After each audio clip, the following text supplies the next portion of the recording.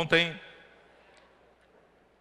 nós explicamos que a igreja é algo novo na cultura humana, ou melhor, é algo que não existe na cultura humana. E Deus,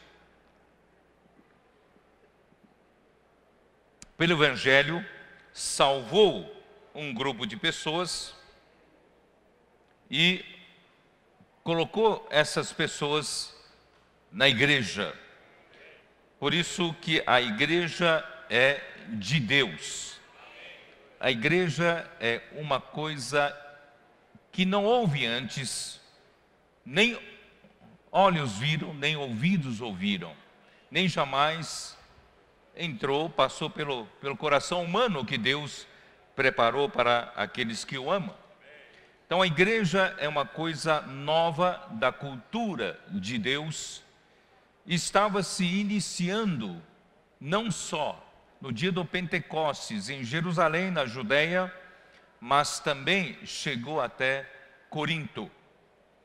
E ontem explicamos também que os coríntios estavam numa cultura grega da religião politeísta, sem nenhum conceito sobre o Deus verdadeiro, e eles viviam o início da experiência da democracia, e eles viviam a experiência da busca da sabedoria humana, isto é, eles queriam, afinal de contas, saber qual é o motivo, qual a razão da existência humana. Irmãos, eu queria mostrar um pouco para vocês em Romanos, capítulo 1, quando Paulo fala do Evangelho, versículo 16,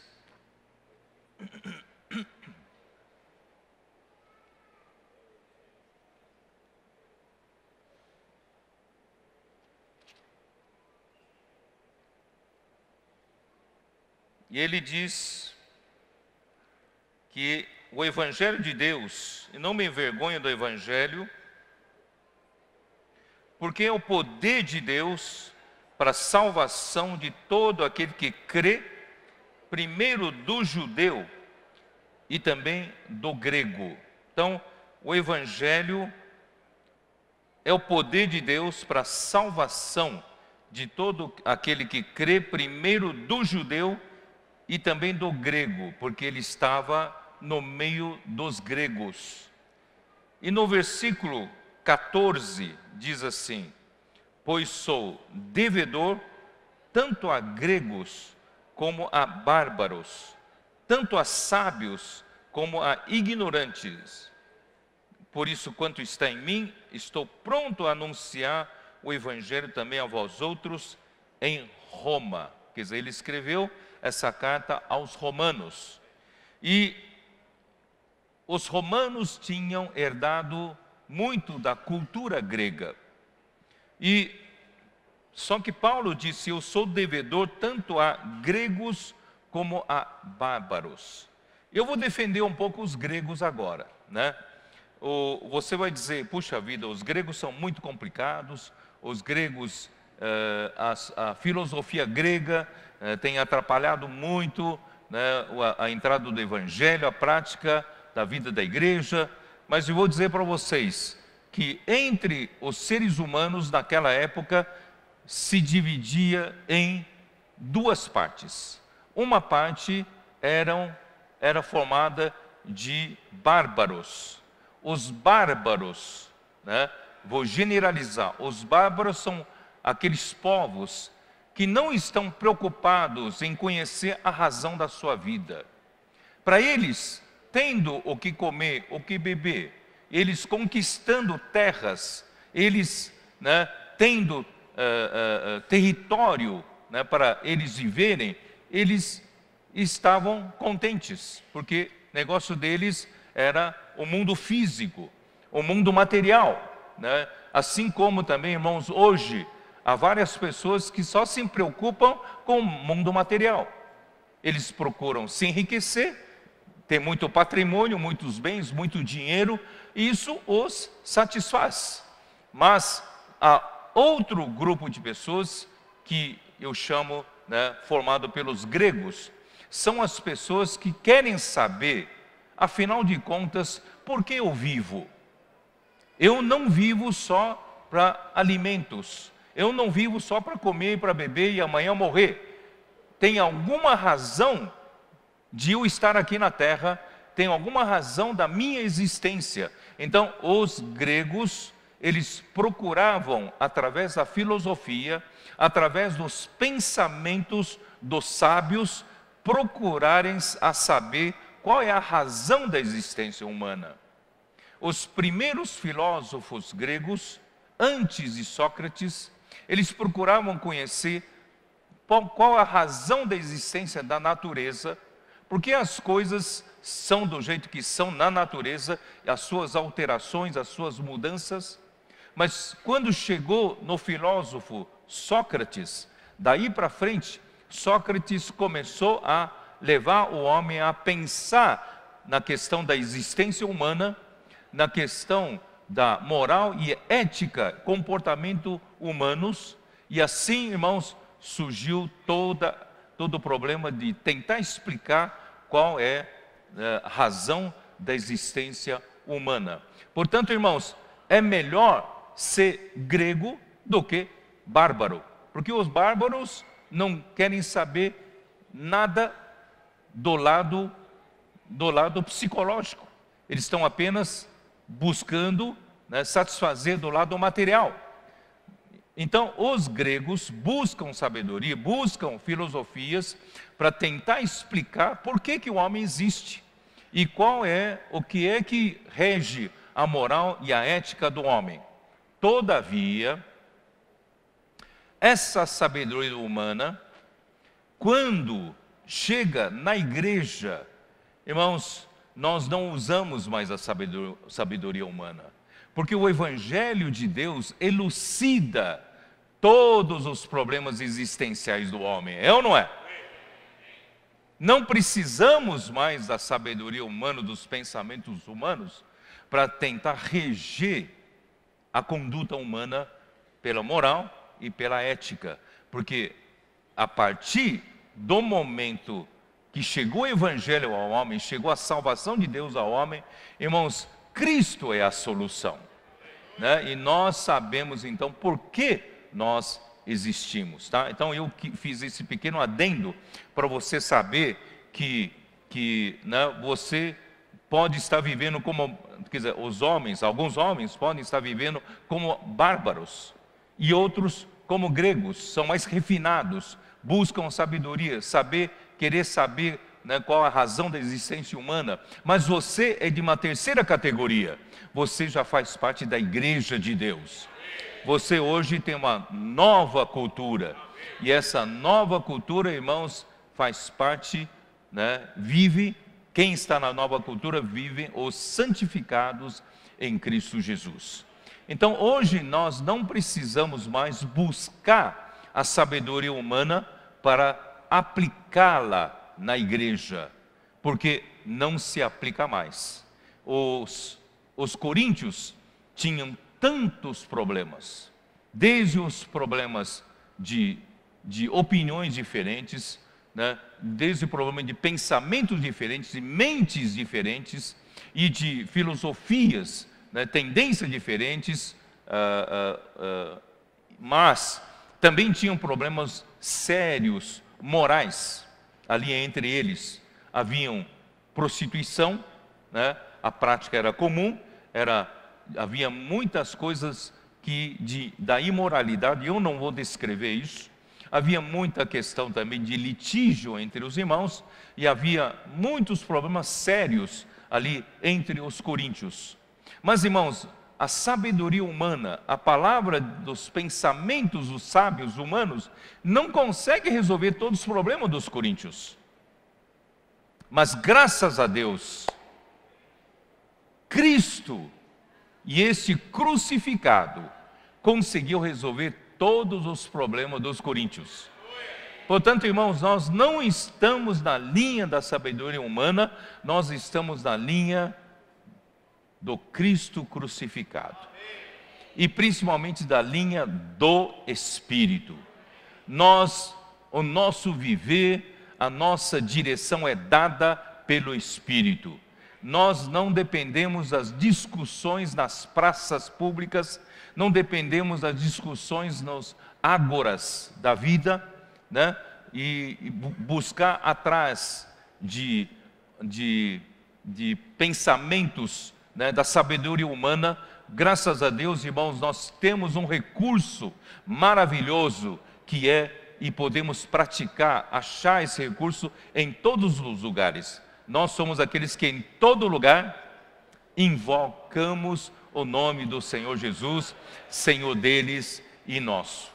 Isso quer dizer, irmãos, a partir dessa nova cultura, nós não dependemos da sabedoria humana para viver, nós não dependemos dos artifícios humanos para viver, porque nós achamos já a solução. Hoje nós vivemos pelo Senhor Jesus, invocando o nome do Senhor Jesus. Então, nessa nova cultura, irmão, nós substituímos a sabedoria humana pelo invocar o nome do Senhor. Nós substituímos as altas discussões filosóficas nas praças pelo invocar o nome do Senhor em todo lugar. Irmãos, essa é a nossa nova cultura. E assim você será um homem guiado pelo Espírito. É o que o Esdras falou agora há pouco, dizendo que sente falta, né, dos jovens aprenderem a exercitar mais o Espírito. Nós somos aqueles que exercitam o Espírito, vivemos pelo Espírito, invocamos o nome do Senhor. Nós não ousamos viver regidos pela nossa sabedoria, regidos pela nossos pensamentos humanos. Nós somos regidos por Deus, somos regidos pelo Senhor, né, e nós invocamos o nome do Senhor. E dessa forma, irmãos, a igreja é levado para uma nova dimensão, levado para uma nova cultura. Irmãos, nessa nova cultura se requer simplicidade. A gente ser simples, irmãos. Seguir a direção do Espírito. O que o Espírito está dando para as igrejas, seja simples. Você vai ver, com o tempo, você vai entender que é melhor do que a sua sabedoria humana, né? Porque não é isso que Paulo fala? Paulo fala assim, versículo 18, capítulo 1: certamente a palavra da cruz é loucura para os que se perdem, mas para nós que somos salvos é o poder de Deus.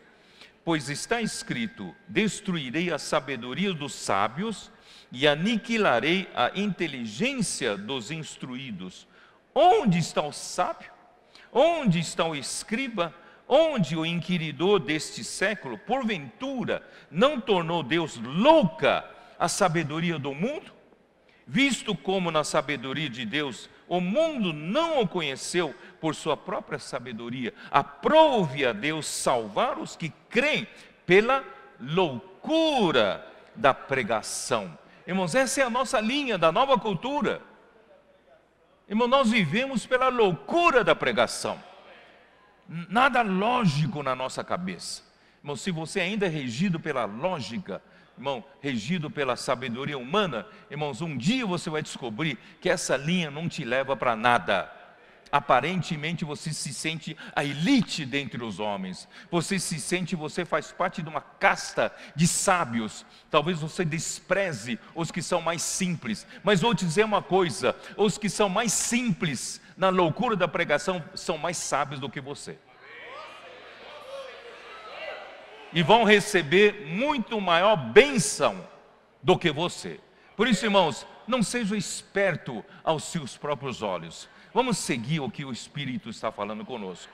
Porque tanto os judeus pedem sinais, como os gregos buscam sabedoria, mas nós pregamos a Cristo crucificado, escândalo para os judeus e loucura para os gentios. Irmãos, quando Paulo esteve em Atenas, ele falou de Jesus e da ressurreição de Jesus.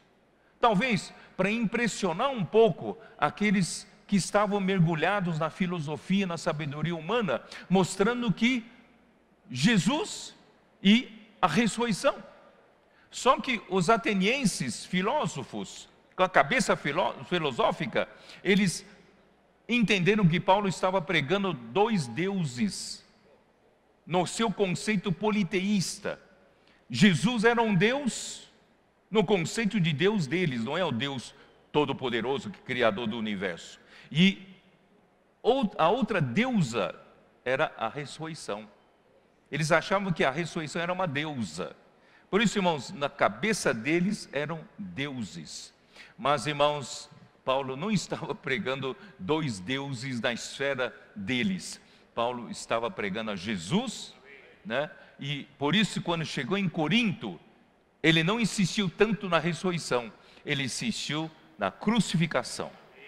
Antes de você chegar na ressurreição, você precisa ter experiência da crucificação, de Cristo crucificado, ter experiência do morrer de Jesus. Mas para os que são chamados, tanto judeus como gregos, pregamos a Cristo, poder de Deus e sabedoria de Deus. Porque a loucura de Deus é mais sábia do que os homens, e a fraqueza de Deus é mais forte do que os homens. Irmãos, reparai, pois, na vossa vocação, visto que não foram chamados muitos sábios segundo a carne. Portanto, irmãos, não é por essa linha, não. Não é? Deus não chamou muitos sábios entre nós, segundo a carne, e nem muitos poderosos, nem muitos de nobre nascimento. Pelo contrário, Deus escolheu as coisas loucas do mundo. Quem se considera coisa louca do mundo? Eu me considero coisa louca do mundo, né? Para envergonhar os sábios. Escolheu as coisas fracas do mundo para envergonhar as fortes. Deus escolheu as coisas humildes do mundo e as desprezadas e aquelas que não são, para reduzir a nada as que são, a fim de que ninguém, irmãos, absolutamente ninguém se vanglorie na presença de Deus. Deus é Deus e Ele sabe ser Deus. Ele nos chamou para a igreja de Deus, Ele sabe o que está fazendo. Não pense você que Deus está fazendo uma coisa muito inferior, podia ter feito uma coisa melhor. Irmãos, não, Deus sabe o que está fazendo, a fim de que ninguém se vanglorie na presença de Deus. Mas vós sois dele, em Cristo Jesus, o qual se nos tornou da parte de Deus sabedoria. Que sabedoria é essa? Essa sabedoria, sim, é justiça, santificação e redenção. Essa sabedoria de Deus, irmãos, fez Cristo morrer por mim. Essa sabedoria de Deus fez Cristo se encarnar como um homem. Veio na semelhança da carne pecaminosa para me salvar, a mim e a você. Irmãos, essa é a sabedoria de Deus, essa é a loucura da cruz, loucura da pregação.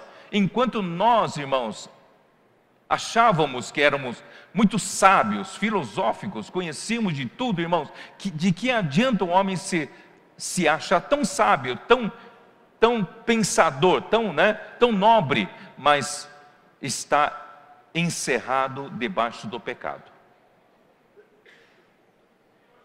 Ninguém nos conseguiria nos livrar do pecado e da morte, mas na sua sabedoria Deus enviou Cristo, se tornou um homem como nós e viveu aqui na terra, irmãos, na semelhança da carne pecaminosa, passou por todas as situações possíveis que um homem pode passar. Irmãos, ele venceu todas as coisas porque ele viveu fazendo a vontade do Pai.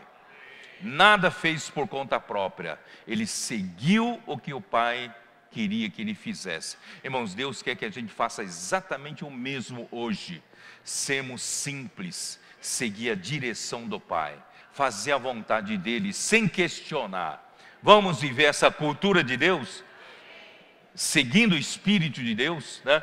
E no final, irmãos, Cristo morreu por nós, com seu sangue, Ele nos redimiu dos nossos pecados. E Deus perdoou os nossos pecados e fez a reconciliação por meio da expiação do sangue de Jesus. A propiciação nos tornou o quê? Reconciliados com Deus. Hoje nós temos paz com Deus. E não só isso, a partir de então, muito mais seremos salvos pela sua vida. Então, a partir desse momento, a minha alma, aleluia, a minha alma tão influenciada, tão problemática, né, que precisa de filosofia para entender por que ela existe. Graças a Deus, irmãos, hoje eu percebo que eu preciso de santificação. Eu preciso da vida santa de Deus, preciso da natureza santa de Deus para me tirar dessas crises existenciais, para Deus poder encher consigo mesmo, né, os seus elementos santos dentro da minha alma, e eu estou cada vez mais tornando mais parecido com Deus. Cada vez mais o processo de santificação e glorificação está acontecendo comigo. Irmãos, essa é a loucura da cruz, é a loucura da pregação. Essa sim é a sabedoria de Deus. E Deus está fazendo de cada um de nós um filho parecido com Deus. Santificados, e por fim, irmãos, quando o Senhor voltar, nós estaremos já tão trabalhados pela natureza santa de Deus, nós, o quê? Receberemos a redenção do nosso corpo. Esse corpo, irmãos, aleluia, esse corpo que envelhece, né? Eu preciso lutar cada dia para que possa me manter mais saudável possível esse corpo, para servir melhor ao Senhor, né? Vocês sabem que entre os cooperadores nós fizemos um pacto para a gente ter saúde, para servir mais anos o Senhor, irmão, mas mesmo assim os anos avançam, né, impiedosamente. A nossa idade está avançando, não tem jeito, né? Mas assim, um dia esse corpo de corrupção será revestido de incorruptibilidade. Esse corpo mortal receberá um corpo de ressurreição. Nesse momento, irmão, nós seremos coroados da glorificação pela redenção dos nossos corpos. E, irmão, assim, esse é o processo que Deus está fazendo conosco. Esta sim é a sabedoria de Deus. Por isso, irmãos, Deus nos colocou na igreja, na vida da igreja, para experimentarmos, provarmos tudo isso. Tudo isso seria teoria se nós não soubéssemos viver a vida da igreja. Graças a Deus que nós precisamos dos membros do corpo de Cristo, nós precisamos dos irmãos para a gente viver juntos, para a gente se dar conta onde nós pisamos, né? Para eu me dar conta de que eu não sou tão espiritual quanto eu acho que eu sou, quando eu, né, convivo com os irmãos, quando sou edificado com os irmãos, irmãos, eu vejo meus efeitos, mas graças a Deus, irmãos, eu tenho esperança de Deus fazer gerar um grupo de vencedores coletivos.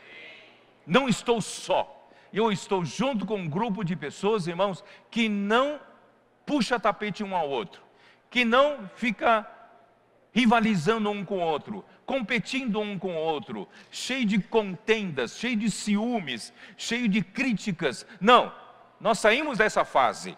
Nós já estamos numa fase, irmãos, em que nós ajudamos mutuamente, um ao outro, suportando um com o outro, orando uns pelos outros, não é isso? Apacentando mutuamente, pastoreando mutuamente. Irmão, nós estamos nos esforçando em produzir um grupo de vencedores coletivos, para que a volta do Senhor seja um dia mais rápido, e esses vencedores coletivos, irmãos, serão os que receberão o galardão do reino dos 1000 anos. Irmãos, e nós estamos nesse processo. Por isso, eu fui colocado na vida da igreja para amadurecer como filho e ser filho herdeiro de Deus, descrito em Romanos capítulo 8. Todavia, falta um assunto. Eu preciso do corpo, eu preciso da vida do corpo, eu preciso da vida da igreja. Eu preciso de vocês para que eu possa amadurecer e eu possa crescer e ser edificado junto com os irmãos em uma casa espiritual, a edificação do corpo de Cristo. Todavia, há um assunto que é vital que eu quero compartilhar hoje de manhã. A igreja precisa de um encabeçamento, precisa de uma linha de autoridade, precisa de um governo.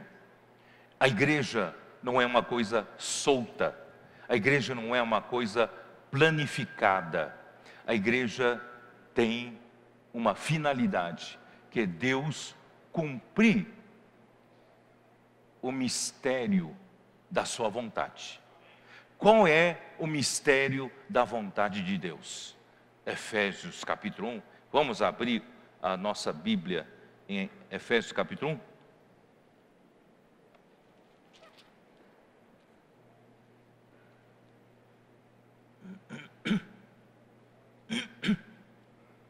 Versículo 9.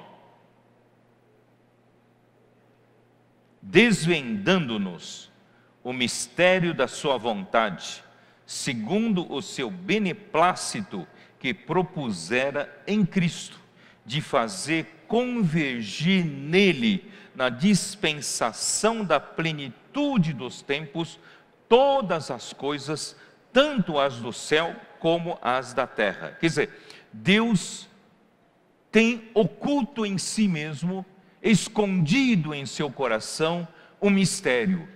Esse mistério é um mistério da sua vontade. Em outras épocas e gerações, Deus não o tornou conhecido para ninguém. Mas Deus o revelou por meio dos seus santos apóstolos e profetas, esse mistério. E que mistério é esse? O que Deus realmente quer? Qual é o mistério da sua vontade? É de fazer convergir em Cristo, de fazer Cristo encabeçar todas as coisas, na dispensação da plenitude dos tempos, todas as coisas, tanto as do céu como as da terra.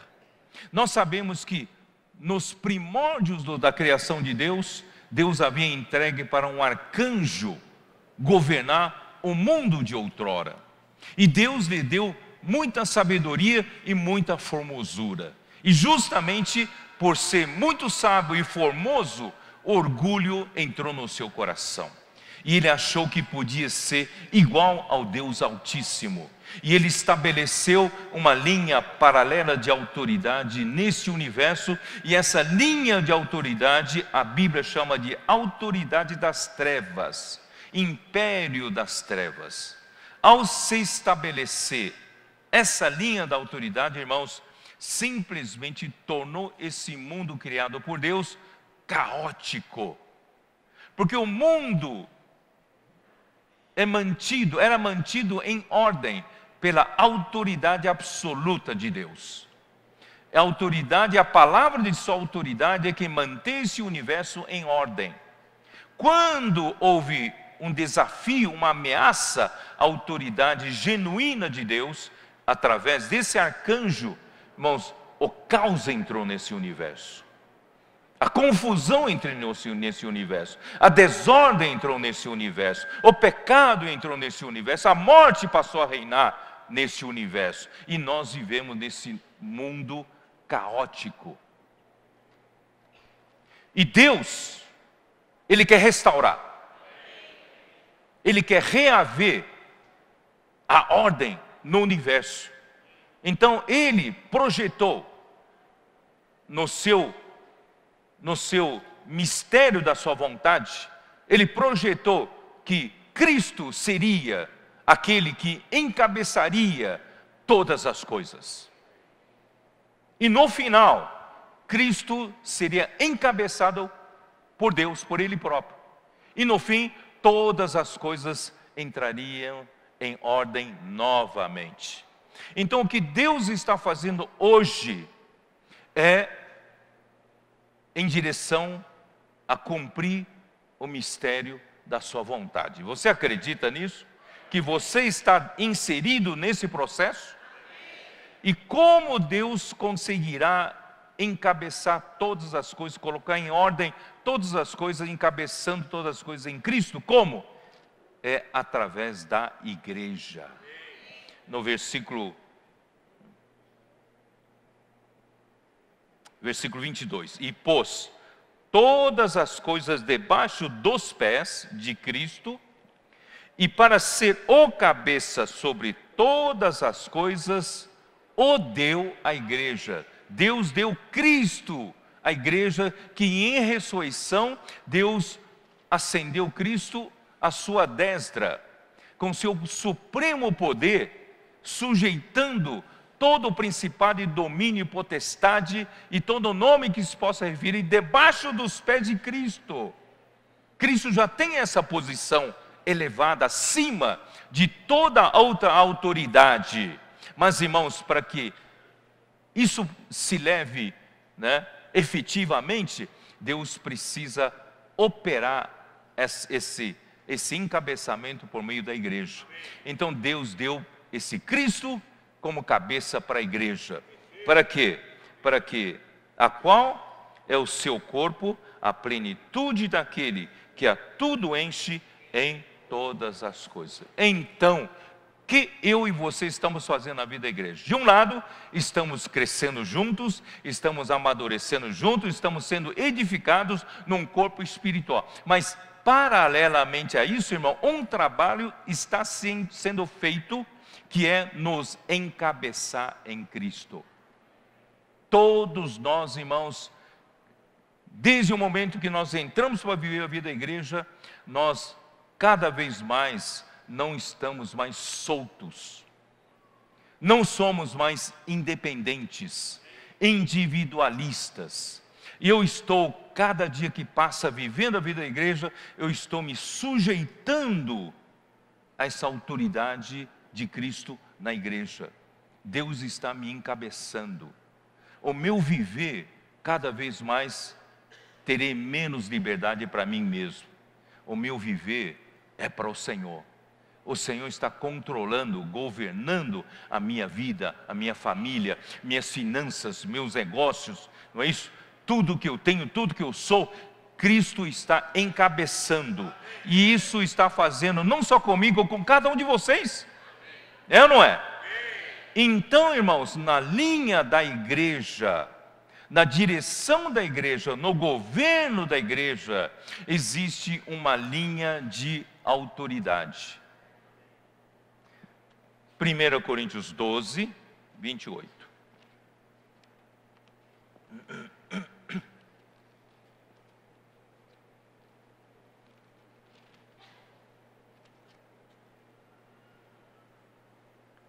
Versículo 27. Ora, vós sois corpo de Cristo e individualmente membro desse corpo. A uns estabeleceu Deus na igreja, primeiramente apóstolos, em segundo lugar profetas, em terceiro lugar mestres. Quer dizer, Deus estabeleceu uma ordem na igreja. E essa ordem na igreja, irmãos, os apóstolos estão em primeiro lugar. Não é meramente uma hierarquia montada pelos homens, mas é por Deus. E Deus faz isso porque a igreja precisa de uma linha de governo. Linha de governo. Os irmãos estão entendendo? Tá bom. Então, agora com essa base, eu vou voltar para 1 Coríntios 1.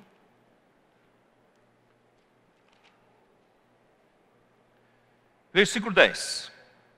Paulo então começa a tratar desse problema. Rogo-vos, irmãos, pelo nome de nosso Senhor Jesus Cristo, que faleis todos a mesma coisa, que não haja entre vós divisões. Irmãos, no mundo dos gregos, cada um podia falar livremente o que queria. Cada um expressava as suas opiniões, cada um expressava os seus pensamentos e eles tinham liberdade para praticar a democracia entre eles. Tanto é que o nosso parlamento veio da prática da democracia dos primeiros tempos dos gregos. Então o parlamento é um lugar para expressar ideias.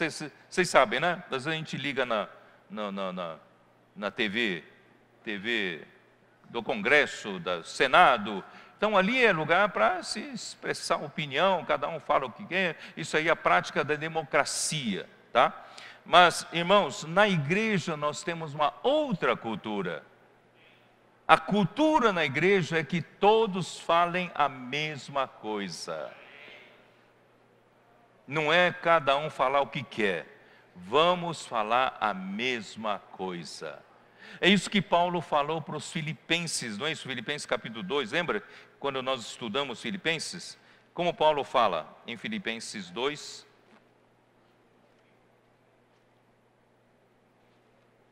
Filipenses 2, versículo 1. Se há, pois, alguma exortação em Cristo, alguma consolação de amor, alguma comunhão do Espírito, se há entranhados afetos e misericórdias, quer dizer, entre os filipenses havia tudo isso. Completai a minha alegria, de modo que penseis a mesma coisa, tenhais o mesmo amor, sejais unidos de alma e tendo o mesmo sentimento. Não façais por partidarismo, nada façais por partidarismo ou vanglória, mas por humildade, considerando cada um os outros superiores a si mesmo. Não tenha cada um em vista o que é propriamente seu, senão também cada qual o que é dos outros. Vocês estão percebendo que na nova cultura, na igreja de Deus, nós temos uma cultura diferente. E aqui tem um governo, tem uma linha. Tem ou não tem uma linha? Aqui vamos pensar todos a mesma coisa. Vamos falar a mesma coisa, tá? Então, voltando lá, 1 Coríntios 1, 10.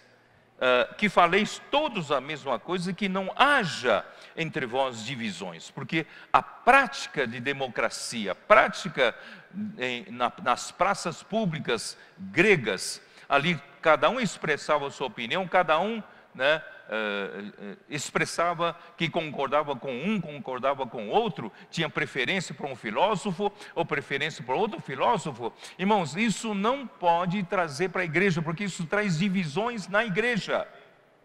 Traz divisões na igreja. Então aqui diz: antes sejais inteiramente unidos na mesma disposição mental e no mesmo parecer. Essa palavra, antes sejais inteiramente unidos, em grego, é no sentido assim: vocês trouxeram a cultura grega para a igreja e essa unidade foi destruída, foi danificada. E agora vocês precisam restaurar, reparar essa unidade. Vamos reparar essa unidade, vamos restaurar essa unidade, ou vamos ajustar-nos nessa unidade, na mesma disposição mental. Em grego, é simplesmente na mesma mente, aqui no mesmo parecer, na mesma opinião. É simplesmente assim. Então nós precisamos ser ajustados, reparados, restaurados em unidade, na mesma mente e na mesma opinião. No mundo, opiniões diferentes, democracia, prática da democracia, mentes diferentes, pensamentos diferentes. Mas, irmãos, aqui na igreja a cultura é nova, a cultura é diferente. Nós devemos ter a mesma mente e a mesma opinião. Irmão, eu espero que você esteja me entendendo. Nós estamos numa nova cultura. Isso vai trazer muita bênção do Senhor. Isso é a linha da autoridade de Deus, é para ordem, não é para desordem, tá? Aí, pois a vosso respeito, meus irmãos, fui informado pelos da casa de Cloe, de que há contendas entre vós. Paulo, talvez mais para frente, eu vou falar mais claramente, talvez na conferência em São Paulo e depois em outras conferências, eu vou deixar claro, irmãos, que Paulo tinha intenções de permanecer por mais tempo em Éfeso. Porque nas suas primeiras 2 viagens, ele foi visitando de cidade em cidade, pregando o evangelho, com todo aquele sofrimento, lágrimas, não é isso? Discutindo com judeus, perseguições, oposições, ele conseguiu levantar várias igrejas ali na região. Mas ele estava se preparando para ir para a Espanha. Ele queria deixar naquela região, um centro de obras. E esse centro de obra que ele escolheu foi Éfeso.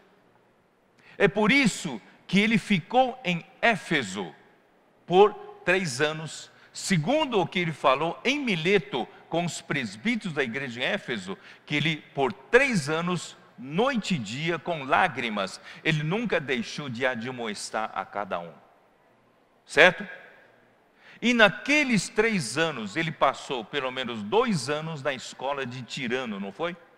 A escola de Tirano, ali era deve ser um espaço de eventos, podia se alugar. E Paulo, então, ele discorria diariamente na escola de Tirano, com o intuito de que todos os da Ásia conhecessem a palavra de Deus. Eu vou me arriscar mais. Em Éfeso, na escola de Tirano, ele montou um SEAP. Montou um SEAP. Você vai perguntar, mas Pedro, baseado em quê? Vocês se lembram do Epáfras? Epáfras. Ele cuidou de que igreja? Não se lembram? Colossos. Paulo nunca esteve em Colossos. Mas Epáfras saiu da escola de Tirano, foi treinado por Paulo, virou um obreiro de Paulo e visitou Colossos, visitou Laodiceia e visitou Hierápolis.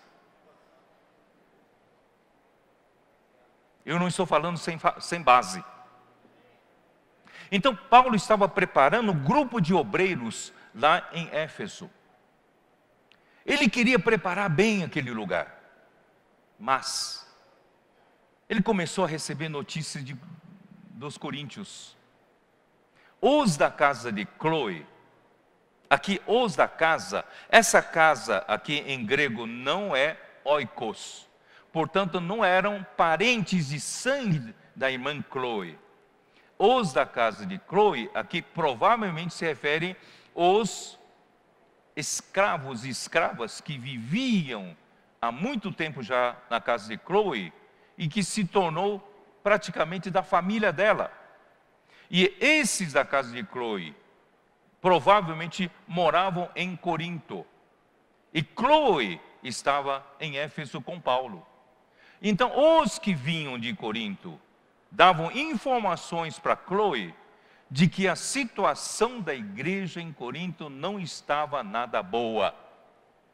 Havia divisões, havia preferências, havia fornicação, havia imoralidade, havia alguns que praticavam prostituição, havia litígio entre os irmãos, havia os que se embebedavam no partir do pão, havia os que usavam os dons espirituais, falando em línguas, falando exageradamente. Irmãos, surgiram problemas diversos e vários. Isso começou a incomodar Paulo, começou a preocupar Paulo. Ele não pretendia sair tão cedo de Éfeso, mas ele teve que sair de Éfeso em direção a Corinto. Vocês lendo Atos dos Apóstolos, vocês vão entender o que eu estou falando. Aí ele foi. refiro-me ao fato de cada um de vós dizer: eu sou de Paulo, e eu de Apolo, e eu de Cefas, e eu de Cristo. Acaso Cristo está dividido? Foi Paulo crucificado em favor de vós? Ou fostes, porventura, batizados em nome de Paulo? Dou graças a Deus, porque a nenhum de vós batizei, exceto Crispo e Gaio, para que ninguém diga que fostes batizados em meu nome. Batizei também a casa de Estéfanas, além destes, não me lembro se batizei algum outro, porque não me enviou Cristo para batizar, mas para pregar o Evangelho, não com sabedoria de palavra, para que se não anule a cruz de Cristo. Paulo estava dizendo para eles: vocês na verdade são carnais, tendo preferência por um, preferência por outro, como se vocês ainda vivessem na época da sociedade grega. Preferiam fulano de tal com sua filosofia, e outros preferem a outra filosofia, outra linha da escola de filosofia. Irmãos, assim Paulo fala aqui no capítulo 3, versículo 1. Eu, porém, irmãos, não vos pude falar como a espirituais, e sim como a carnais, como a crianças em Cristo. Leite vos dei a beber, não vos dei alimento sólido, porque ainda não podíeis suportá-lo. Nem ainda agora podeis, porque ainda sois carnais. Porquanto, havendo entre vós ciúmes e contendas, não é assim que sois carnais e andais segundo o homem? Quando, pois, alguém diz: eu sou de Paulo, e outro: eu sou de Apolo, não é evidente que andais segundo os homens? Quem é Apolo? E quem é Paulo? Servos, por meio de quem crestes, e isto conforme o Senhor concedeu a cada um. Eu plantei, Apolo regou, mas o crescimento veio de Deus. Essa comparação entre o servo de Deus e essa preferência entre o servo de Deus, irmão, não é saudável na igreja de Deus. Na igreja de Deus devemos ter uma só mente, uma só opinião. Seguimos juntos em unidade, ajustando a nossa unidade. Tá certo? E quem era Apolo? No livro de Atos nos mostra, qual capítulo? 18? Atos 18, versículo 24. Nesse meio tempo chegou a Éfeso um judeu natural de Alexandria, chamado Apolo, homem eloquente e poderoso nas Escrituras. Homem eloquente. Essa palavra eloquente era algo ligado a logos, logios. Era algo muito usado pelos filósofos gregos, na discussão, no convencimento de ideias e da lógica humana. Irmãos, ele era muito eloquente e poderoso nas Escrituras. E Áquila e Priscila, esse casal ajudou-o a se ajustar na linha da economia de Deus. E ele queria muito percorrer a Caia. Irmãos, o certo seria ele esperar Paulo chegar em Éfeso e se alinhar com Paulo. É ou não é? Essa liderança da obra é muito importante. Por isso, irmãos, quando você é usado por Deus em alguma região de obra, você precisa reconhecer que na obra existe uma liderança. Se ele soubesse disso, ele esperaria Paulo chegar e se submeteria à coordenação de Paulo na obra. É ou não é? E não teria problema, mas ele não esperou Paulo e foi para Caia, e logo com a sua eloquência, com o seu poder nas Escrituras, ele começou a pregar e ele conseguiu muitos seguidores, muitos que apreciavam essa maneira de falar. Por quê? Porque os coríntios eram dados a esse tipo de atuação, por causa do passado, da filosofia, da maneira de discutir, né, de convencer. Irmãos, ó Senhor Jesus, isso trouxe problemas. Trouxe problemas. Então, voltando lá para 1 Coríntios,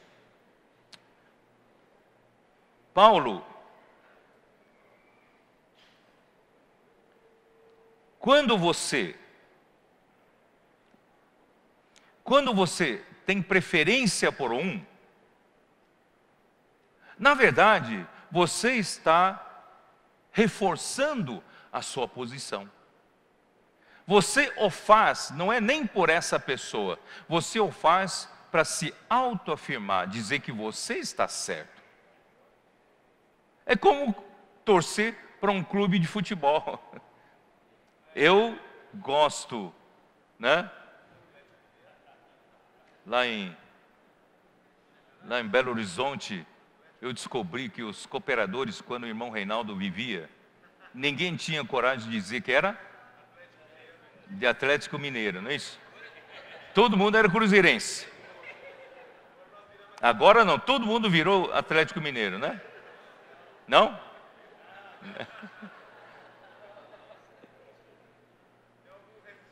Ainda tem, né? Alguns resistindo. Irmãos, é como se fosse quando você dizia eu sou corintiano, eu sou palmeirense, eu sou atleticano, eu sou aquele. Sabe, você reafirma a sua posição. Eu torço por esse time porque esse time é melhor, eu acho que é melhor, é assim, assim, assim, assado. Irmãos, o mesmo princípio se aplica quando você tem preferência por um. Na verdade, não é nem esse um que é alguma coisa a mais, é a sua posição. Você se ensoberbece pela sua posição de estar torcendo por esse. Eu vou provar isso. Capítulo 4 de 1 Coríntios, versículo 6. Estas coisas, irmãos, apliquei-as figuradamente a mim mesmo e a Apolo por vossa causa, para que por nosso exemplo aprendais isto, não ultrapasseis o que está escrito, a fim de que ninguém se ensorbebeça a favor de um em detrimento de outro. Na verdade, quando eu opto por um, eu faço opção por um, para preferência por um, na verdade, eu estou me ensorbebecendo dessa posição. Vocês já viram a preferência por esse ângulo? Quando você tem uma preferência, na verdade, você está se ensoberbecendo a favor deste, em detrimento do outro. Quer dizer, você põe o outro lá embaixo, para você poder justificar que você é por esse, tá? Então, por isso que Paulo fala, pois quem é que te faz sobressair? E que tens tu que não tenhas recebido? Se o recebeste, por que te vanglorias? Porque é como se não o tiveras recebido. Irmãos, não é bom isso. Na igreja de Deus, não é bom preferências. Porque sempre você tem preferência, você exalta um e você em detrimento do outro. Não é bom isso. Não é pela eloquência, mas, irmãos, é pela igreja de Deus, pela nova cultura. Eu vou explicar agora. Então parece que Paulo colocou todo mundo no mesmo nível. Ele planificou todos. Paulo e Apolo. Ele sequer ousou mencionar Cefas, que é Pedro. Então ele, principalmente para mim, o problema principal aqui era entre Paulo e Apolo. Porque Apolo foi para Corinto e conseguiu vários adeptos, vários seguidores. E com isso, irmãos, surgiu problemas na igreja em Corinto. Então Paulo diz, nem Paulo é alguma coisa, nem Apolo é alguma coisa. Paulo plantou, Apolo regou, mas é Deus quem dá crescimento. Paulo são apenas servos por meio de quem vocês creram, por meio de quem vocês foram regados. Na verdade, irmãos, Paulo estava sendo muito polido para ele não suscitar uma sensibilidade entre ele e Apolo. Mas o problema não foi resolvido aí. Foi resolvido aí. Aí quando chega no capítulo 4, é exatamente onde nós lemos, eu vou falar aqui. Ó Senhor Jesus. Versículo 14. Não vos escrevo estas coisas para vos envergonhar. Pelo contrário, para vos admoestar como a filhos meus amados. Olha, eu não estou aqui querendo me competir com Apolo, mas tem coisas que eu preciso falar para o vosso próprio bem, porque a minha preocupação não é eu me sair bem dessa. A minha preocupação é que eu preciso admoestar vocês de pai para filho, porque eu amo vocês, mesmo que a minha fama vai para o brejo, mas eu quero advertir vocês. Eu preciso falar com vocês. Irmãos, baseado nesse sentimento que Paulo continua escrevendo essa epístola. No versículo 15, porque ainda que tivesseis milhares de preceptores em Cristo, não teríeis contudo muitos pais, pois eu pelo Evangelho vos gerei em Cristo Jesus. Ainda que vocês tivessem milhares de preceptores. Sabe o que são preceptores? Em grego são pedagogos, paidagogos. E pedagogos naquela época eram o quê? Eram instrutores de meninos. Não sei se vocês sabem que nas famílias gregas de antigamente, eles tinham muitos escravos. Não são escravos que vieram do continente africano, não. São escravos de povos derrotados nas guerras. Faziam guerras e os povos derrotados, eles tomavam como escravos. E vendiam, tinham mercado para comprar e vender. Então cada um deles tinha vários escravos. Tanto é que, quando nós fomos para a Grécia, a guia nos falou que naquela época, os atenienses não trabalhavam. Quem trabalhava por eles eram escravos. Mantinham o negócio deles, faziam as coisas funcionar, ganhar dinheiro por eles. E eles não se ocupavam, os atenienses ricos, não se ocupavam com sustento, se ocupavam com outras coisas, senão de falar e ouvir filosofia na praça. Eles não se ocupavam com outras coisas, senão ficar ouvindo o dia todo filosofias. Assim eram os gregos daquela época. Ó Senhor Jesus. Mas, e esses escravos, os mais confiáveis, os mais maduros, os mais cultos, eram usados para cuidar dos filhos dos donos da casa. Então esses são os preceptores, são os instrutores de crianças, instrutores de meninos. Vocês estão entendendo? Então em cada família grega tinham esses instrutores de meninos. Ainda que vocês tivessem milhares de preceptores, milhares de instrutores de meninos, mas vocês não têm muitos pais, não. Eu, pelo Evangelho, vos gerei em Cristo Jesus.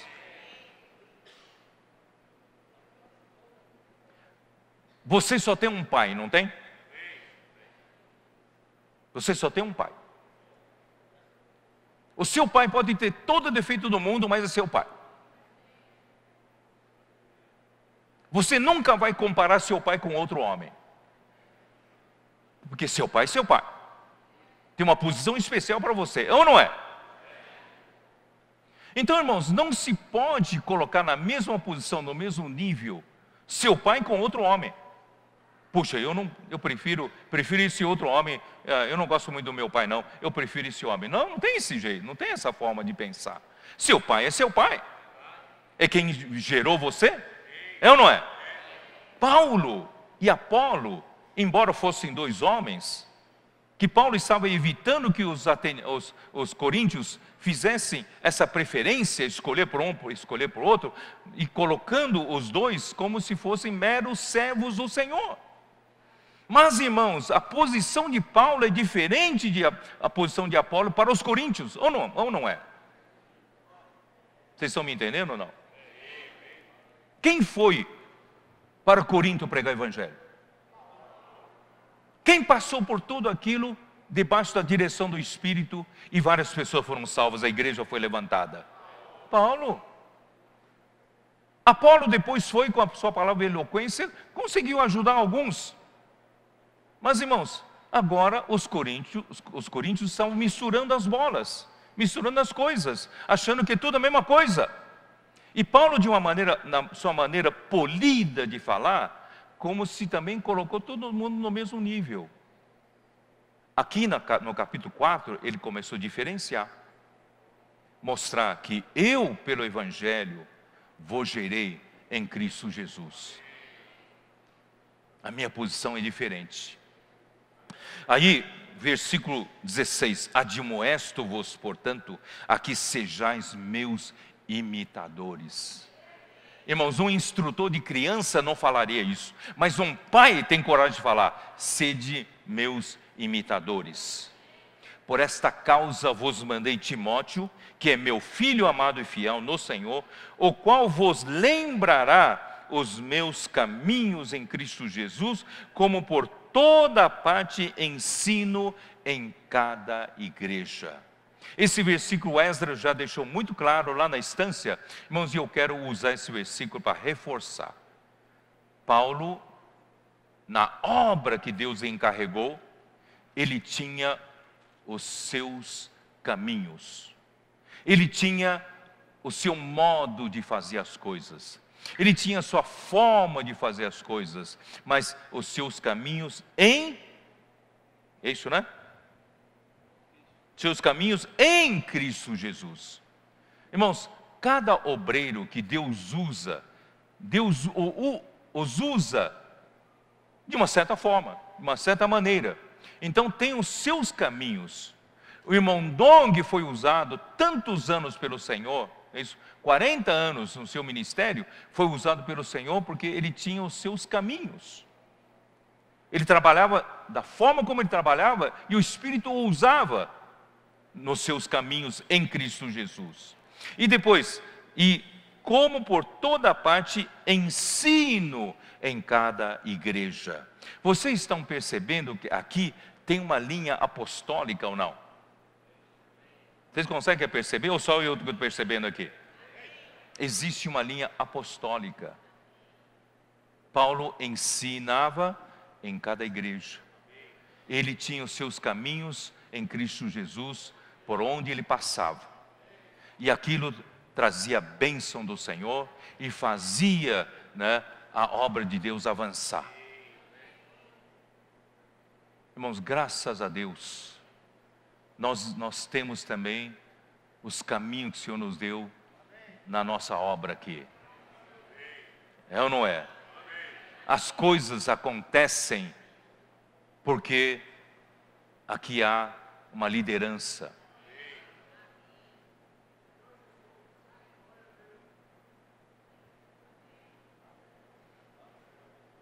Senhor Jesus. Aqui é a igreja de Deus. Não é cada um fazer o que quer. Nós temos que ter a mesma mente, mesma opinião, buscar ajustar-nos em unidade, seguimos juntos. Irmãos, nós não estamos sozinhos. A sua igreja não é uma igreja isolada do corpo de Cristo. A igreja onde você está ligada às igrejas. Existe uma linha apostólica, que o Senhor usa essa linha apostólica para trazer os seus caminhos e também o que ensina em cada igreja. E tem uma linha de obra. E dessa forma o Senhor abençoa as igrejas. Irmãos, essa é a maneira que Deus usa para Cristo encabeçar todas as coisas. Então, se você acha que não, a minha igreja é diferente, a minha igreja tem uma direção diferente das demais igrejas, irmãos, já é um problema sério. Você não enxergou o que é a igreja de Deus, você não enxergou o que é a obra de Deus. Essa questão não ficou claro. Paulo ainda não quis entrar muito em detalhes, mas quando chegou no capítulo 9, dá uma olhada, capítulo 9 de 1 Coríntios, Paulo fala assim: não sou eu, porventura, livre? Não sou apóstolo? Não vi Jesus nosso Senhor? Acaso não sois fruto do meu trabalho no Senhor?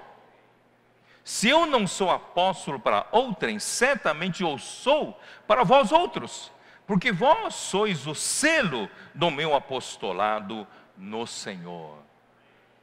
Se os coríntios, se a igreja em Corinto não considerava, se outras igrejas não consideravam Paulo como apóstolo, mas para os coríntios, Paulo certamente era apóstolo. Por quê? Porque em Cristo ele o gerou. E certamente porque vós sois o selo do meu apostolado no Senhor. A minha defesa perante os que me interpelam é esta: não temos nós o direito de comer e beber? E também o de fazer-nos a companhia de uma mulher irmã, como fazem os demais apóstolos e os irmãos do Senhor e Cefas? Ou somente eu e Barnabé não temos direito de deixar de trabalhar? Quem jamais vai à guerra à sua própria custa? Quem planta a vinha e não come do seu fruto? Ou quem apacenta um rebanho não se alimenta do leite do rebanho? Porventura falo isso como homem, ou não o diz também a lei? Irmãos, versículo 10. Ou é seguramente por vós que ele o diz, certo que é por nós que está escrito: pois o que lavra, cumpre fazê-lo com esperança, o que pisa o trigo, faça na esperança receber a parte que lhe é devida. Se nós vos semeamos as coisas espirituais, será muito recolhemos de vós bens espirituais. Se outros participam desse direito sobre vós, não o temos nós em maior medida? Paulo questiona: será que os coríntios estão enxergando isso? Entretanto, não usamos desse direito. Antes suportamos tudo para não criarmos qualquer obstáculo ao Evangelho de Deus. Não sabeis vós os que prestam serviço sagrado do próprio templo se alimentam, e quem serve do altar tira o seu sustento? Assim ordenou também o Senhor aos que pregam o Evangelho, que vivam do Evangelho. Eu, porém, não me tenho servido de nenhuma dessas coisas. Não escrevo isto para que assim se faça comigo, porque melhor me fora morrer do que antes que alguém me anule essa glória. Se anuncio o Evangelho, não tenho de que gloriar, pois sobre mim pesa esta obrigação, porque ai de mim se não pregar o Evangelho. Mas se eu faço de livre vontade, tenho galardão, mas se constrangido, é então a responsabilidade de dispensar o que me está confiado. Eu fiz questão de ler isso aqui para vocês sentirem um pouco o espírito de Paulo. Paulo era como pais para eles. Paulo era apóstolo para a igreja em Corinto. Paulo realmente zelava por eles. Paulo não tirou proveito deles, não se aproveitou financeiramente deles. Antes, trabalhou com as próprias mãos para poder pregar o Evangelho. Então Paulo mostrou que ele tinha esse espírito e não quer que ninguém tire essa graça dele, essa glória dele. Quando chega no capítulo 11, ele diz assim: sede meus imitadores, como também eu sou de Cristo. Outra vez teve coragem de dizer: sede meus imitadores. De fato, eu vos louvo, porque em tudo vos lembrais de mim, retendes as tradições assim como vou las entreguei. Irmãos, aqui existem as tradições. essas tradições, na verdade, seriam melhor traduzidas, as coisas que vos entreguei. Paulo, durante todo esse trabalho apostólico nas igrejas e também entre os coríntios, ele ensinou várias coisas, ele entregou várias coisas. Então, era importante que os coríntios retivessem o que Paulo ensinou, o que Paulo entregou, o que Paulo passou para eles. Irmãos, essa é a linha gostosa do que o Senhor está fazendo entre nós, graças ao Senhor.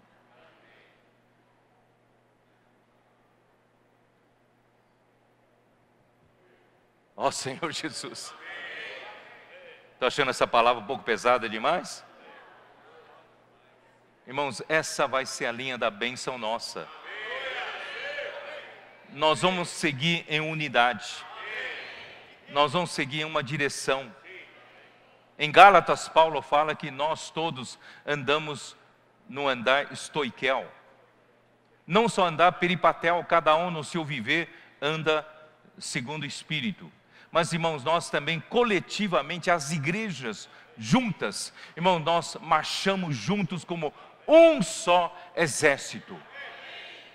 As 12 tribos de Israel se acampavam em volta do tabernáculo. E quando eles marchavam, todos marchavam juntos em ordem segundo a ordem de Deus. Será que existia alguma tribo dizendo, nós não marchamos juntos?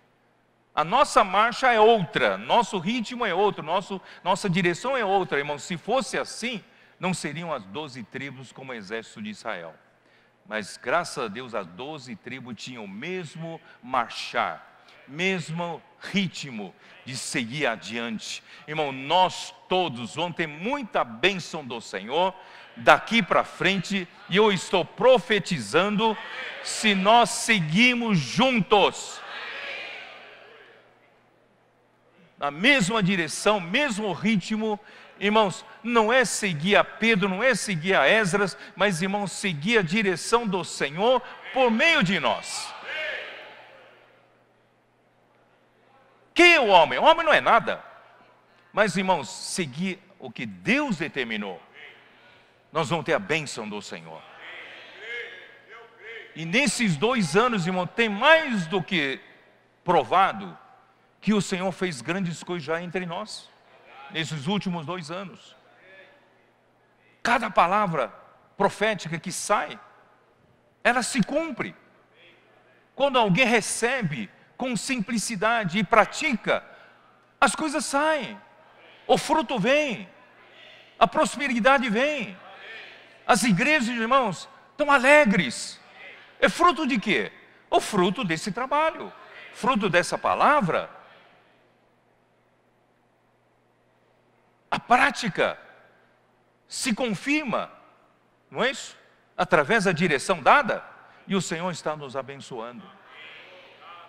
E o número de pessoas nessa conferência, ontem foi contada, mais uma vez, irmãos, aumentou em 200 pessoas a mais, pelo menos. Cada conferência aqui na região de Brasília está atingindo um número recorde. É graças a que, irmãos, essa bênção veio por acaso? Caiu do céu? Essa linha, irmãos, essa linha apostólica, o Senhor está nos abençoando. Vamos então parar com mesquinharias, Paulo, Apolo, tal. Irmão, vamos seguir juntos.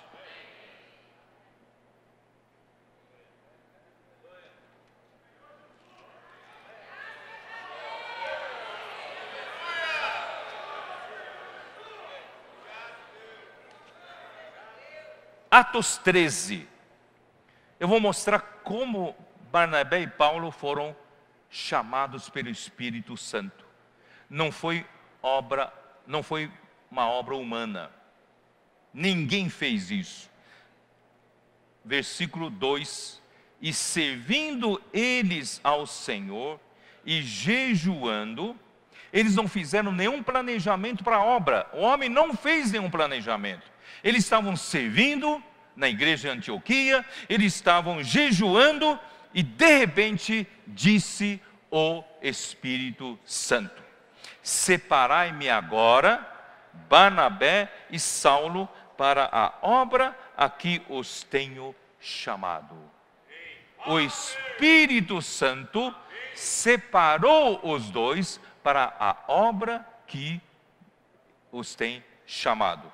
Então, jejuando e orando, impondo sobre eles as mãos, os despediram. Irmãos, assim se começou a linha da obra que Paulo deu continuidade até Corinto.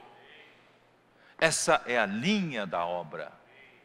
Em termos, irmãos, de irmãos, como membro do corpo de Cristo, irmão, nós não temos um superior ao outro. Nós somos todos iguais. Como membro do corpo de Cristo, não é mesmo? Nós somos iguais, todo mundo tem função no corpo, todo mundo tem, né? Só que temos funções diferentes. Mas, irmãos, na obra, na linha da obra, irmãos, tem a liderança, tem ordem, tem autoridade. E essa ordem é dada por Deus para edificar e não para destruir.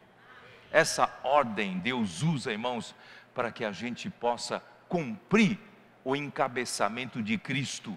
Quando o Senhor voltar, todas as coisas estarão encabeçadas na igreja por Cristo, e assim a igreja terá base, Deus terá base para encabeçar todas as coisas em Cristo por meio da igreja. É isso que Ele está fazendo hoje. Portanto, irmãos, essa obra em que Paulo estava envolvida, não foi uma obra iniciada por Paulo, foi uma obra iniciada pelo Espírito Santo. E que na sua segunda viagem chegou até Corinto. E na sua terceira viagem, ele escreveu a primeira aos Coríntios, escrevendo dessa forma. No começo ele estava um pouco ainda com medo de falar entre ele e Apolo, mas chega no capítulo 4, ele já abre o jogo. Ele fala: olha, vocês podem ter muitos preceptores em Cristo, mas vocês não teriam muitos pais. E eu, pelo Evangelho, vos gerei em Cristo Jesus. E assim ele foi avançando. Irmãos, vou dizer uma coisa.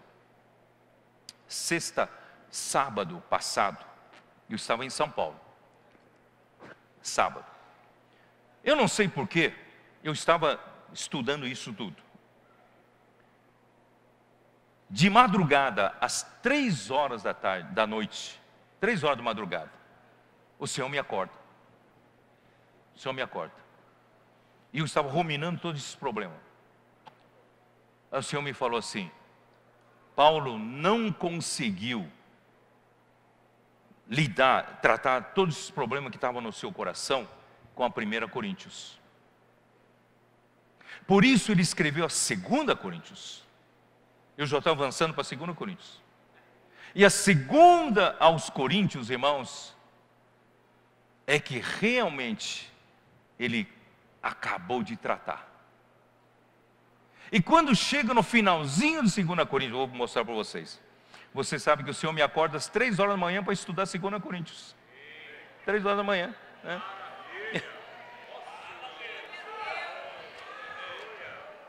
E capítulo 13 de 2 Coríntios, o Senhor me mostrou assim, né? Olha aqui, capítulo 13. Esta é a terceira vez que vou ter convosco.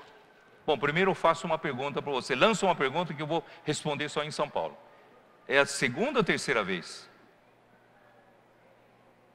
Paulo foi quantas vezes em Corinto? Aqui está escrito pela terceira vez. E agora? Rapaz, aquilo me pegou de madrugada, né? Mas achei a solução. Por boca de 2 ou 3 testemunhas, toda questão será decidida. Mas que questão? Já estava no final de 2ª epístola aos Coríntios, ainda tinha que resolver uma questão. Que questão é essa? Aí Deus me mostrou. Toda 2 Coríntios, irmãos, é para deixar essa questão da autoridade apostólica clara. Essa questão no final, você vai ver, versículo 10. Portanto, escrevo estas coisas estando ausente, para que estando presente não venha a usar de rigor, segundo a autoridade que o Senhor me conferiu para edificação e não para destruir. Então, a questão apostólica que se levantou no começo de 1 Coríntios, que ele tentou tratar de uma maneira polida, educada, não foi resolvido. Só foi resolvido mesmo no final da 2 Coríntios. Por isso, irmão, isso mostra a importância desse assunto. Irmão, se não se deixar claro isso, irmãos, nós não vamos conseguir uma linha convicta.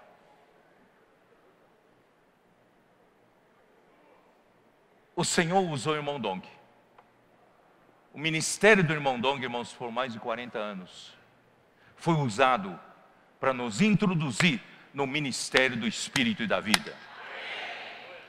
Irmão Dong, no início, ele foi fiel ao irmão Lee. Fiel ao irmão Lee.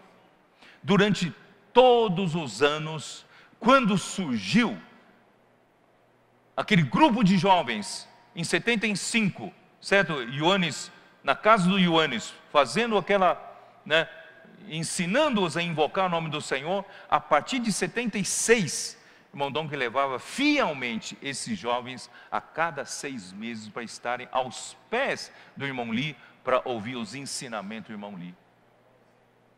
O irmão Dong fez isso fielmente. 6 meses. E eu acompanhei várias dessas viagens, se não quase que todas.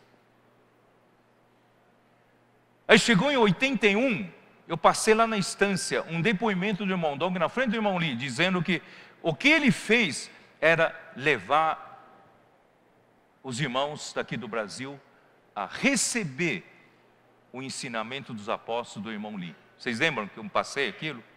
Isso culminou em 84, o irmão Lee veio para o Brasil. E quando viu aquela situação toda, irmão Lee falou: puxa vida, o Espírito estava atuando aqui no Brasil.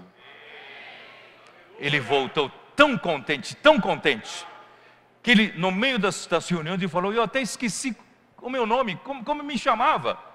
Quando os irmãos cantam, eu fico ali, esqueci até meu nome. Os irmãos, quando eu dou uma mensagem, os irmãos levantam para compartilhar, eles tocavam em todos os pontos chaves. Eles sabem extrair riquezas de cada palavra, eles sabem, aí no fim ele testemunha de que o segredo aqui é que aqui não tem um gigante espiritual, um grande mestre da Bíblia, um grande explicador da Bíblia, é que todos são simples seguidores, eles nunca deixaram Cristo e a igreja, espírito e vida. De fato, irmãos, nós nunca deixamos a base da igreja, nunca deixamos a visão de Cristo e a igreja, e nós, irmãos, sempre seguimos o ministério do Espírito e da vida. Ele voltou ali falando para os irmãos norte-americanos, e os norte-americanos não reagiram bem, não. Porque se tinha uma ideia de que os latinos são muito levianos. Irmão Lee, acho que ficou iludido com os brasileiros, viu os irmãos aqui alegre, cantando, tal, e ele ficou tão impressionado. Na verdade, isso aqui é fogo de palha que vai passar logo. Aí, com essa reação fria, irmão Lee, então, tá bom. Ele prometeu para nós, em 84, que voltaria a cada ano. Mas por causa dessa reação fria, lá, ele não voltou mais.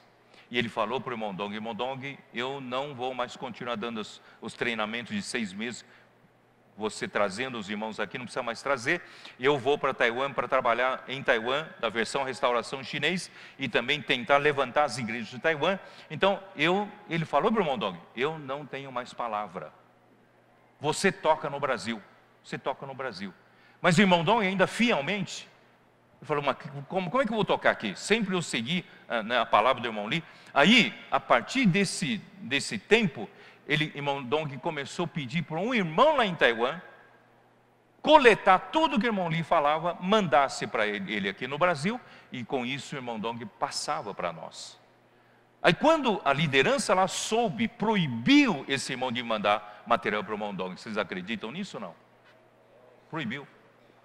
Isso forçou o irmão Dong então começasse a ministrar a palavra dele aqui.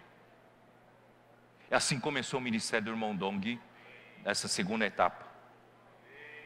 E o Senhor abençoou. O Senhor abençoou. Até um dia, escreveram uma carta e excluindo o irmão Dong. E nos excluindo. Deus sabe. A injustiça feita será cobrada por Deus. Mas nos deu liberdade, irmãos, seguir.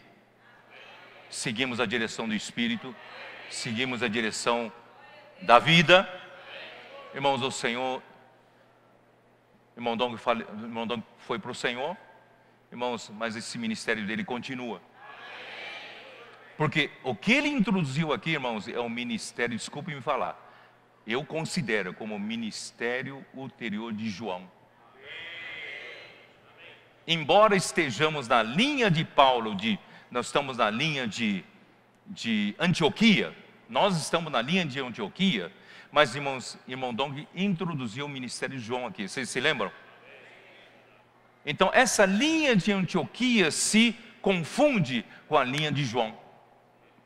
Por que eu falo isso com ousadia?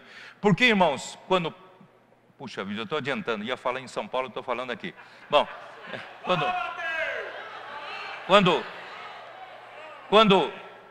quando Paulo, ele queria montar o centro de obra em Éfeso, ele queria montar o centro de obra em Éfeso, para de Éfeso, irmãos, preparar obreiros, cooperadores dele, para continuar esse trabalho de evangelização e cuidar das igrejas, aí ele iria tranquilo para a Espanha abrir novo campo de trabalho. Vocês estão entendendo?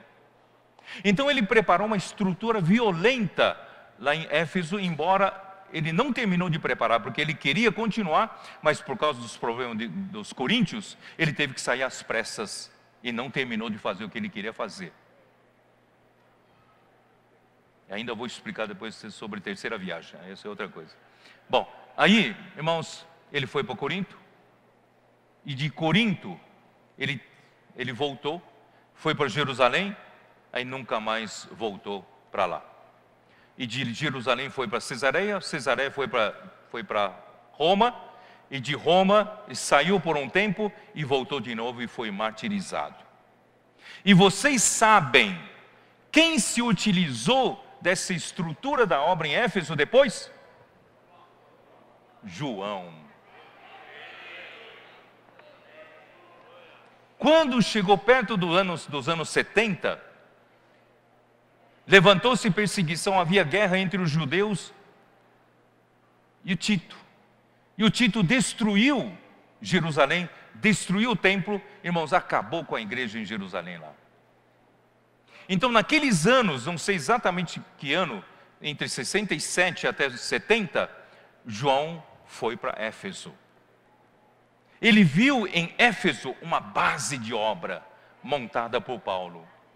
E ali em Éfeso, irmãos, ele foi exilado pelo imperador Domiciano, foi para a ilha de Patmos. Em ilha de Patmos, ele teve a visão do Apocalipse. Inclusive a nossa querida visão de Apocalipse 12. Teve. Aí ele voltou para Éfeso, trabalhou em Éfeso. Antes do exílio já estava trabalhando para mim quase uns 20 anos. E ali depois do exílio trabalhou mais alguns anos. Ali escreveu também as epístolas de João, o Evangelho de João. Irmãos, é ali que o Senhor disse que o ministério de João irá permanecer até a volta do Senhor. Eu estou convicto de que nós estamos nessa linha. Você está? Se você não tem certeza, se você não tem convicção daquilo que você está fazendo, onde você se situa, você nunca vai trabalhar bem uma coisa. Irmãos, eu tenho plena convicção de que eu estou nessa linha certa. Nós vamos trazer o nosso Senhor Jesus Cristo de volta. Essa linha de Éfeso, que era de Antioquia, se tornou a linha de Éfeso. Irmãos, vai amadurecer muitas igrejas, vai trazer muita bênção do Senhor, praticando com simplicidade, seguindo, irmãos, a direção da autoridade apostólica. Irmão, nós vamos marchar juntos. Irmão, não é nem por um homem, por outro homem, mas, irmãos, é pelo Espírito. Nós vamos com simplicidade praticar a obra na igreja de Deus, na cultura nova. Irmãos, o Senhor vai nos abençoar e muito, não segundo a sabedoria humana, é segundo a loucura da pregação. Quem diria, irmãos, que a comportagem dinâmica funcionaria? Chegar uma pessoa, eu vou orar por você, e essa oração funciona. Essa oração destrava o problema dessa pessoa.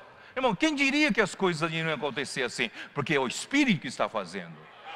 Eu creio, irmãos, daqui para frente muitos milagres acontecerão no nosso meio. Porque nós não andamos segundo a sabedoria humana. Nós andamos segundo a loucura da pregação. Nós andamos a loucura de Cristo e esse crucificado. Quanto mais, irmãos, menos eu, mais o meu velho homem entrar na cruz, ter experiência em cruz, mais poder da ressurreição vai se mostrar aqui, irmãos. Menos homem no seu natural, mais Deus nesse homem em ressurreição, mostrando o seu poder para mostrar, né, que Deus pode fazer grandes coisas entre nós até o Senhor voltar. Nós vamos, irmãos, completar o número de vencedores coletivos. E nós, irmãos, temos a tarefa de pregar evangelho, levantar igrejas, mais 5.500 cidades dependendo de nós para levantar igrejas. Irmãos, eu não sei se todas as igrejas nós vamos levantar, mas nosso coração levantar todas. O Senhor abençoa também a América do Sul, outros países. Irmãos, não estamos envolvidos em uma coisa pequena. Somos de pouca força, nós somos pessoas fracas desse mundo, pessoas frágeis desse mundo, mas Deus nos escolheu. A sabedoria de Deus, o poder de Deus. Deus abençoe vocês. Amém.